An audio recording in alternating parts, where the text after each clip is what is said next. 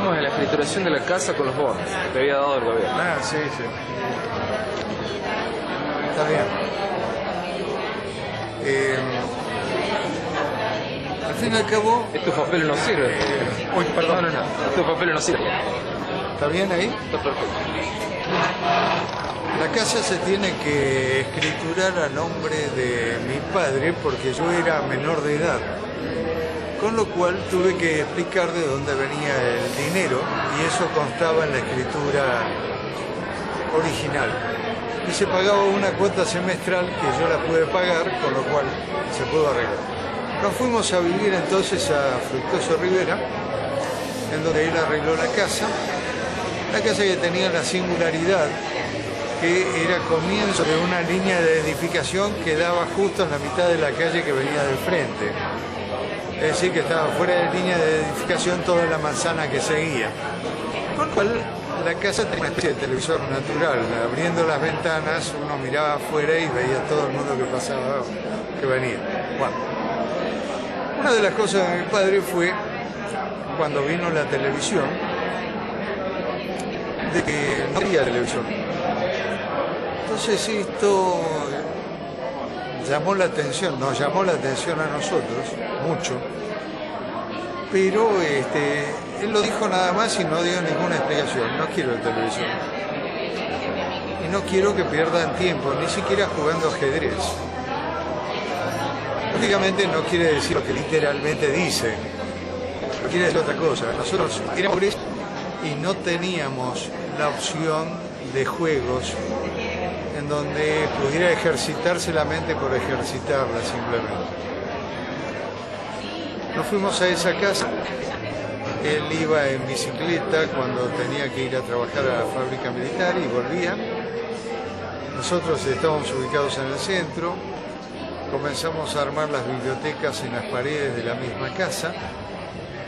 En esa casa se pusieron todos los libros de estudio más los libros que íbamos consiguiendo. Mi padre dio una idea respecto a cómo leer el diario, idea que siguió hasta el final. Es decir, cada uno debía elegir un tema. Esto no era un examen, pero uno debía elegir o un tema de forma tal de hacer algún comentario.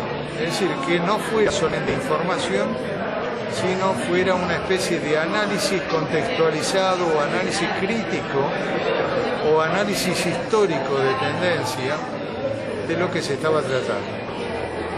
Entonces mi hermano, no sé si por broma o por qué, eligió la guerra de Vietnam. Bueno, y empezó a dedicarse, recortaba, pegaba, leía, buscaba, tenía mapas, recorría, y así hacíamos cada uno de nosotros, con lo cual el diario era transitado por todos lados. Lo cierto es que trabajando en una empresa, me dijeron de que no podían cancelar el sueldo de ese mes. Y que si quería me daban un televisor. En ese momento el televisor era una caja grande, muy grande, que se ponía sobre una mesa con rueditas muy grande también. Es decir, no era una cosa que se pudiera disimular en una casa pequeña.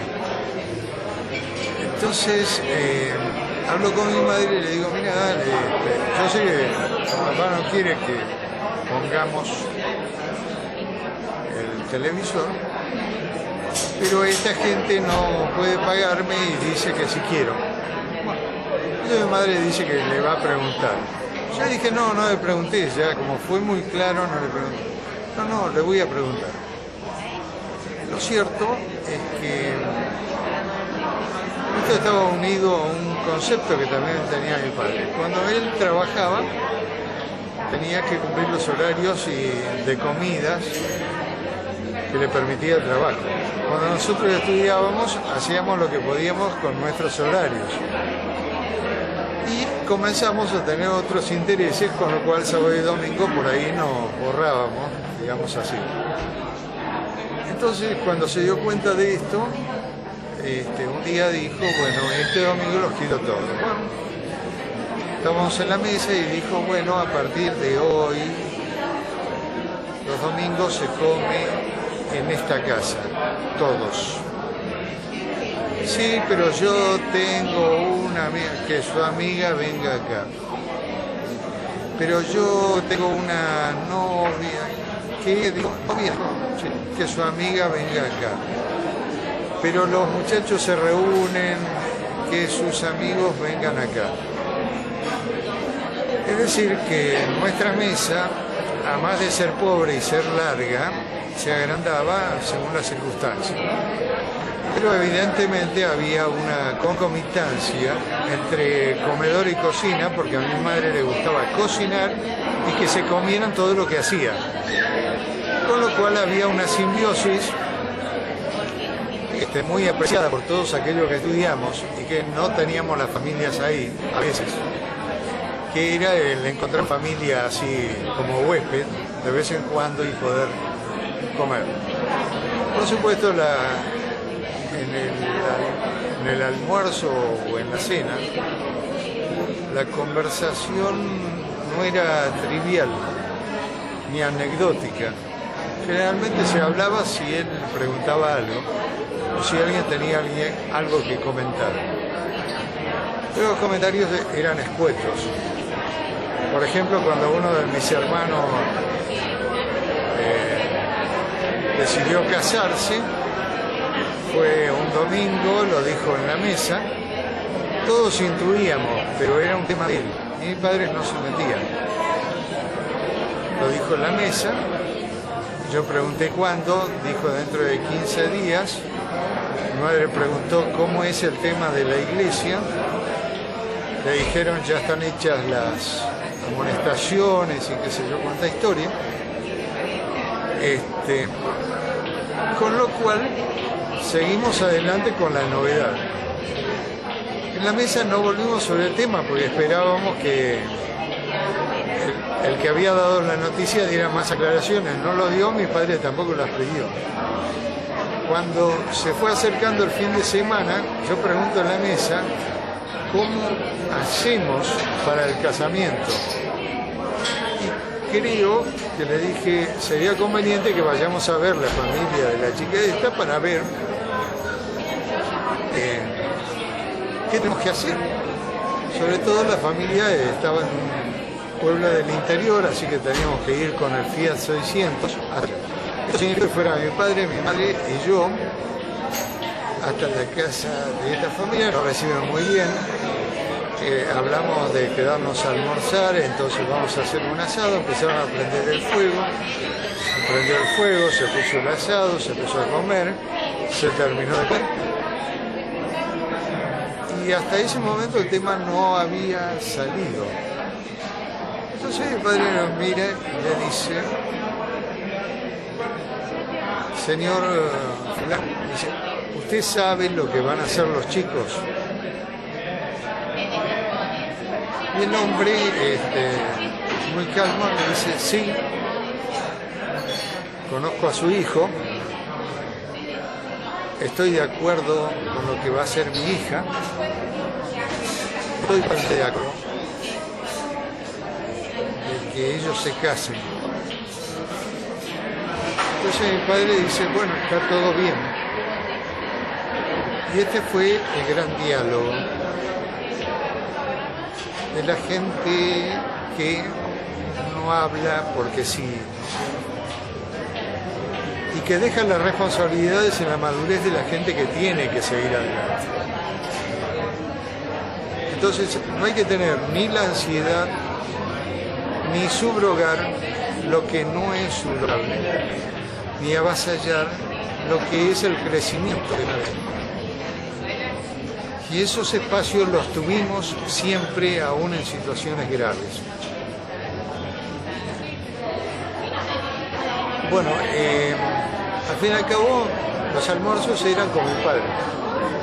Los domingos, todos en la mesa, los amigos que venían compartían, las novias de los amigos, las novias ocasionales que tuvimos. En el caso de nuestro, como éramos varones, nuestras novias hacían una especie de curso de precocina, ¿no es cierto?, bajo la intuición de mi madre, que sí, que no se bancaba que pudiéramos llegar a comer mal. Esta era la situación. En determinado momento mi padre se jubila y decimos qué puede hacer, porque él está acostumbrado a trabajar. Pero no nos dimos cuenta que realmente era una persona que leía, que escribía, que buscaba temas, que siendo obrero se iba al Museo de Bellas Artes en el centro de Córdoba todo un domingo para ver obra por obra desde cero, sin saber quién era, el que exponía o el curador de la obra o lo que fuera. Dejé inconcluso el tema del televisor. En esa época las antenas de los televisores eran grandes y había que ponerlas arriba del techo, y como Córdoba estaba en un pozo teóricamente, tenía que ser ostensiblemente manitas al techo. Entonces ya descargué el tema del televisor, pero mi madre dice: trae el televisor y que venga el hombre que tiene que colocar la antena y un cable especial que tenía 2 alambrecitos por dentro, y que haga el ingreso sin romper nada. Bueno, ¿y qué día le digo? Entonces, supongamos, no recuerdo ahora, pero sí recuerdo el contexto de la decisión: que venga el lunes, que tu padre a las 10 tiene que salir y va a volver como a la 1. Bueno, entonces yo dije: acá se arma, sobre todo porque mi padre era lo tratábamos de usted, lo mismo que mi madre, hasta mucho más grande, ¿no? Lo tratábamos de usted, y él había dicho claro, ahí no había dudas acerca de eso. Entonces viene el señor de la antena, trae el televisor, lo pone en la sala, lo coloca en el extremo de la mesa, un poco más alejado del extremo de la mesa, pone el cable, se va al techo, lo pone en el techo, y cuando este hombre está en el techo, yo veo esta ventana que estaba fuera, de mi padre caminando despacio por la calle, que en ese momento era Fructuoso Rivera, ahora se llama Robin Ferreira. Entonces el hombre baja, que sé yo cuánto, dice que ya está todo en orden, que todo funciona y que se va. Y se va, antes que llegue mi padre. Llega mi padre y dice: bueno, ya está la comida, ponen los manteles, ponen el plato, ponen las cosas, el televisor puesto ahí, todos sentados en la mesa, empezamos a comer. Mi padre pregunta cómo nos había ido. Cómo nos había ido no significaba qué notas habíamos sacado, porque para eso él sabía cuándo venía el boletín, sino en qué estábamos. Cuando llegamos al postre, que no decía nada y todos mirábamos, pero no decía nada, dice: eso que han puesto ahí, ¿lo van a dejar apagado o lo van a encender? Era la época, había 1 o 2 canales, blanco, negro, qué sé yo, se daba vuelta con una perilla y hacía clac, clac. Era una cosa temible, no sé. Entonces él mismo dio vuelta, dijo: bueno, este programa me gusta. Dice: bueno, televisión podemos ver algunos días, dice, si no tienen nada que hacer, y ustedes tienen que saber cuando no tienen nada que hacer. Eso lo dijo una sola vez. Dice: si alguno tiene que estudiar, el televisor apagado. Si tenemos que hablar en la mesa, el televisor apagado. Sobre esa base, sobre la base de que las paredes se iban forrando de libros, algunos de los cuales leímos, otros releímos y otros nunca leímos, ¿no es cierto? Fui transcurriendo la vida. Y tengo una anécdota interesante. Cuando pude juntar dinero, después del primer año de ser contador, de haber egresado como contador, Le dije que tenía dinero para 2 pasajes ida y vuelta a Italia, donde podía ir. Y entonces mi madre, cuando le digo esto, me dice: tenés que arreglarlo con tu padre. Entonces, cuando terminó todo, que él estaba solo, yo le dije: vea, he juntado tanto dinero, podemos tener, ya que usted no volvió nunca a Italia, que tiene hermanos, esto, lo otro. Entonces él me dice: bueno, dice, de ir, voy a ir con su madre. Todo de usted, ¿no? De ir, voy a ir con su madre. ¿Tiene dinero para los pasajes? Sí, de ida y vuelta, sí. Bueno, le digo: lo que sí tiene que resolver enseguida, porque cambia la temporada y no tengo más dinero. Tengo dinero para el pasaje, el viático, los viajes, la ida, la vuelta, la estadía de ustedes allá y bueno, todo eso. ¿Cuántos días tengo? 7 días. Más o menos a los 3 días viene y me dice: tengo que hablar con usted. Siempre. Bueno, dice, hablé con su madre y no vamos a ir a Italia.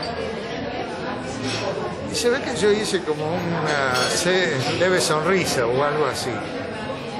Dice: pero no se ponga tan contento. ¿Usted tiene el dinero? Sí, tengo el dinero. ¿En efectivo? Sí. Bueno, vaya, si puede, cambie el auto.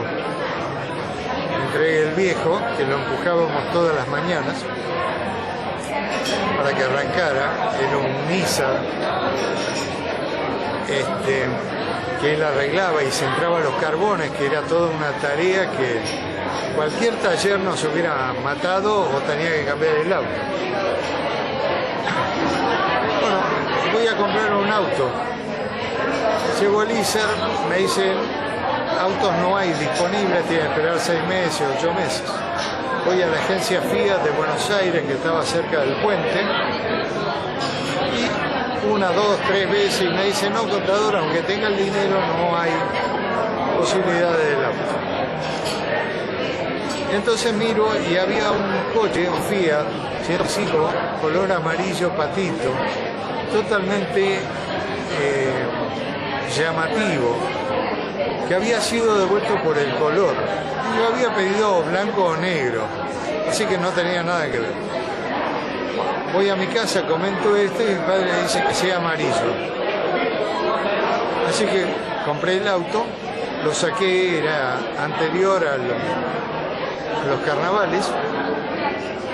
Y el motivo de por qué compré el auto es por lo que dijo mi padre. Yo vine a este país, todo lo que quiero está en este país.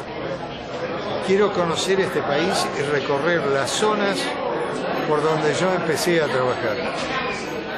Entonces fuimos a Río Negro con el auto, con mucho tiempo.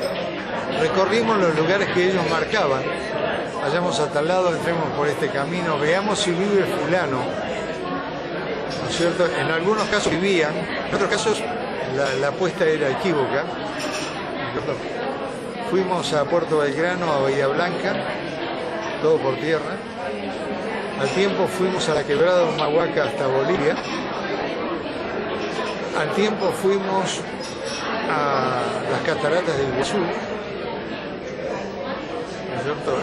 Y todas las salidas tenían el mismo tenor. Todo lo que tenía era lo que tenía el país. El país tenía mucho. Él quería conversar de cosas que se podían hacer en el país. Por ejemplo, los pensamientos que tenían no eran cortoplacistas, porque decía: acá se pueden plantar nueces, castañas.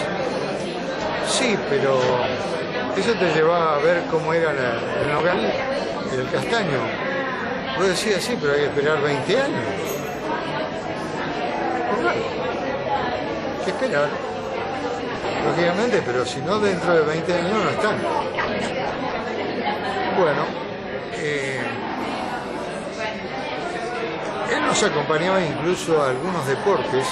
Por ejemplo, hacíamos karting en periodo de vacaciones en la zona de Ascochinga, en los toboganes de Ascochinga.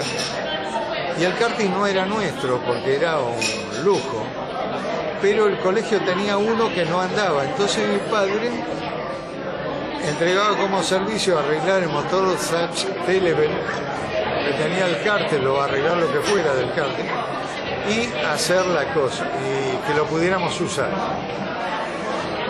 Todos, no solamente nosotros. A un conocimiento personal. Es decir, es como que no había zonas oscuras en las relaciones interpersonales dentro de la familia. Es decir, nosotros compartíamos la mesa y sabíamos cuánto vino teníamos que tomar. Nosotros compartíamos la salida y sabíamos qué podíamos hacer y qué no era conveniente hacer. Nosotros salíamos a Colonia Carolla o a algún lado y nuestros padres venían entre las vacaciones nuestras, que eran 1 mes y medio, 2 meses o 3 meses, en Acochinga, y ellos venían todas las semanas en motocicleta y paraban en los mismos lugares y nos traían higos, o nos traían frutas, o nos traían los chocolates, o nos traían cosas que ellos mismos iban a juntar para traernos. Es decir, la cuestión era, ¿cómo diría?, muy transparente. Había momentos que eran extraordinariamente raros. Por ejemplo, alguna graduación o alguna fiesta, en donde después de pasada la fiesta nosotros le decíamos al viejo, le puedo decir ahora viejo, ¿y ustedes no bailan? Y entonces mi viejo ponía el disco ese, el viejo rincón, y bailaba muy bien con mi vieja, cosa que no hacían en público. ¿No es cierto? Una cosa y entonces muchas veces le quisimos sonsacar cosas de cómo había sido el noviazgo. Y él no decía nada, excepto que como él se casó a los 33 años, que era la edad de Cristo, cuando le preguntaban la edad, él decía yo 33 años. Tuviera 40, 50, 60, 70. 33 años. Es como que su vida llegó a ese punto y hizo una inflexión y un cambio de dirección importante, ¿no es cierto?, en todas sus cosas. Por supuesto, hay cosas que después la muerte descubre. Es decir, pasamos por todas las etapas, ¿no es cierto? La etapa de que recurríamos a él, la etapa que nos parecía que él sabía una parte y no todo, la etapa en donde sabíamos que no teníamos que recurrir a él porque era tema nuestro y solamente alguna sugerencia preguntar. ¿No es cierto? Y en esto mi viejo era, como dice por ahí un autor, el buen árbol fertiliza aunque tenga hojas secas. ¿No es cierto? Siempre tenía lo positivo de la vida, todo lo positivo de la vida. No se inmiscuía en lo que no le interesaba o lo que no era de incumbencia directa, lo cual no significaba que no lo supiera. ¿No es cierto? No recuerdo ahora qué iba a contar respecto a esto, pero bueno, recorrimos Argentina. De su noviazgo.